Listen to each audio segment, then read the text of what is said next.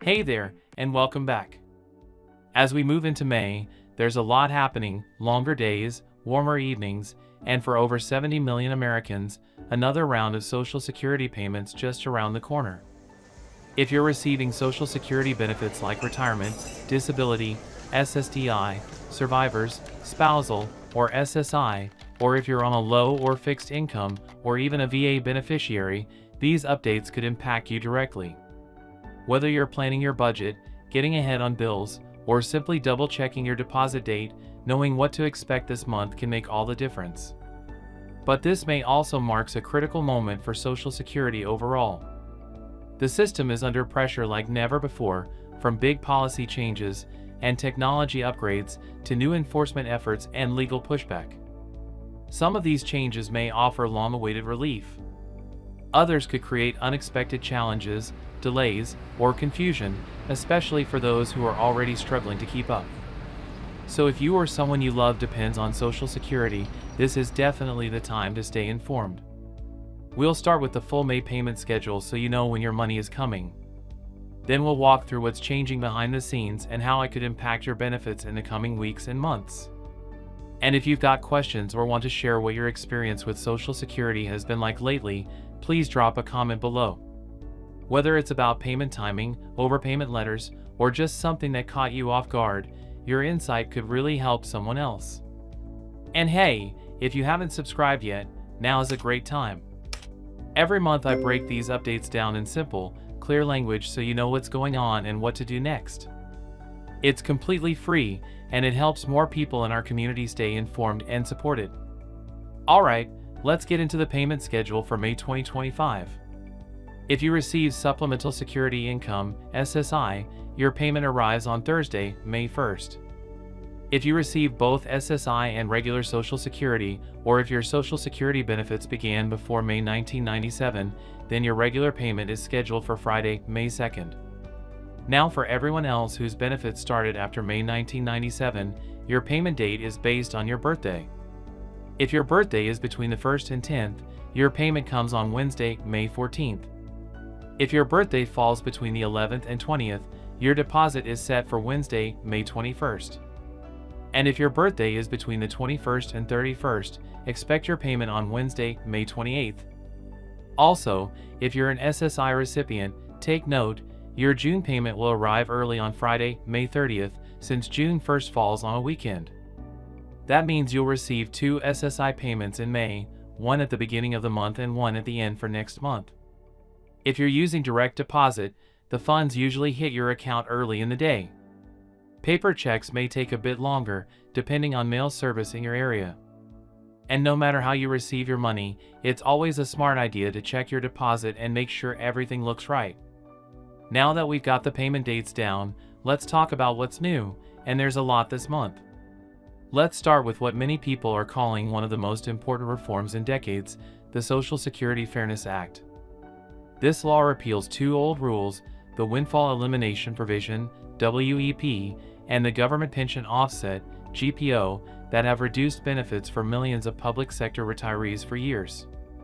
This affects people like teachers, police officers, and firefighters who paid into a public pension but also qualified for Social Security. Now that the law is in effect, the SSA has already issued over $7.5 billion in back payments to more than 1.1 million people, with the average lump sum of around $6,710. And those higher monthly payments are continuing in May.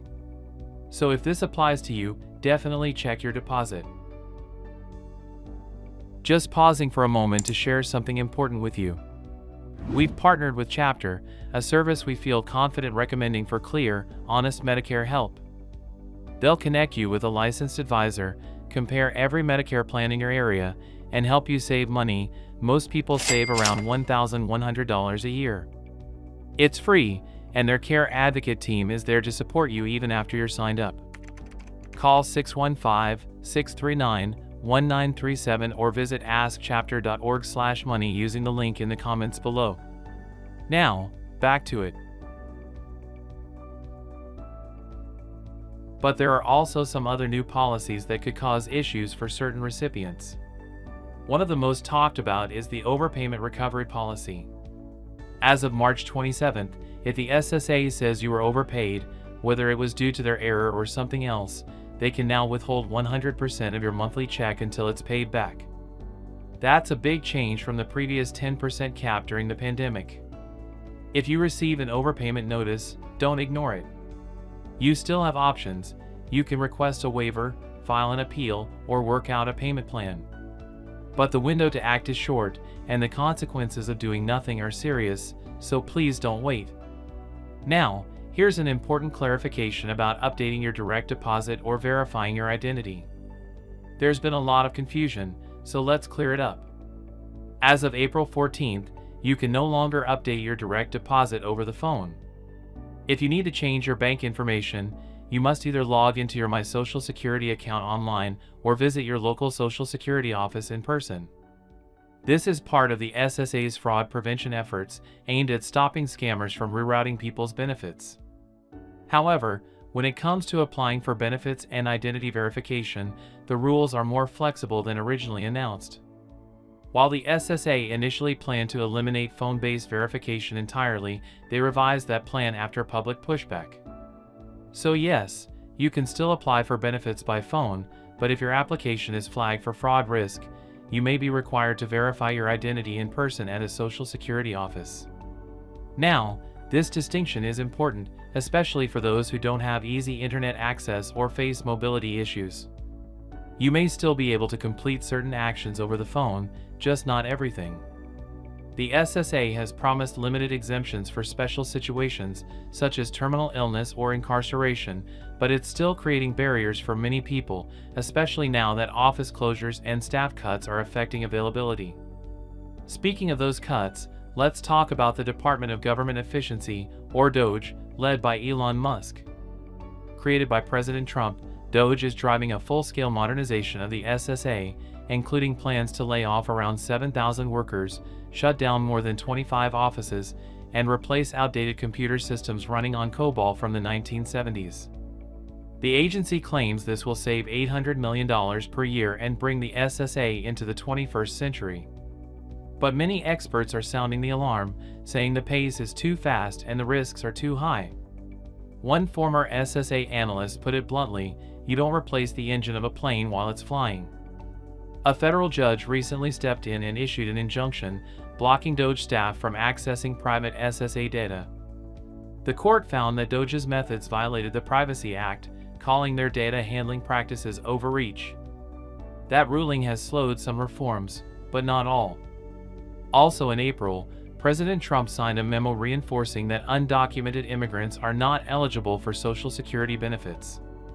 While this has long been the law, the memo orders SSA to step up audits and enforce data verification more aggressively. Critics say it's more about optics than impact, but it adds another layer of administrative strain to an already overwhelmed system. And now we get to inflation. The 2.5% COLA increase that took effect in January is still in place, but many people are feeling like it's not going far enough. With prices creeping up, especially on food, gas, and rent, it's worth revisiting your monthly expenses and making sure your benefits are still covering your needs. One final update, student loan collections resumed on May 5th, and that includes garnishments from Social Security benefits for borrowers in default. This is already sparking outrage from senior advocacy groups who argue it's unfair to hit low-income retirees this way. The administration maintains it's about accountability, but the timing has raised serious concerns. So, what can you do this month? Make sure your account info is correct. Check your deposit schedule. Watch your mail and email for notices. And if something doesn't feel right, like a reduced payment or a blocked update, take action quickly. Don't wait. And also, if you've experienced any of these issues, or even just want to share what your May payment looked like, leave a comment below. Sharing what's happening on your end helps others stay prepared too. So, if this helped you, please go ahead and hit the like button. Subscribe if you haven't already. And share this with a friend or loved one who depends on Social Security so they're not caught off guard either. Thanks again for being here. Stay safe, stay informed, and I'll talk to you again soon.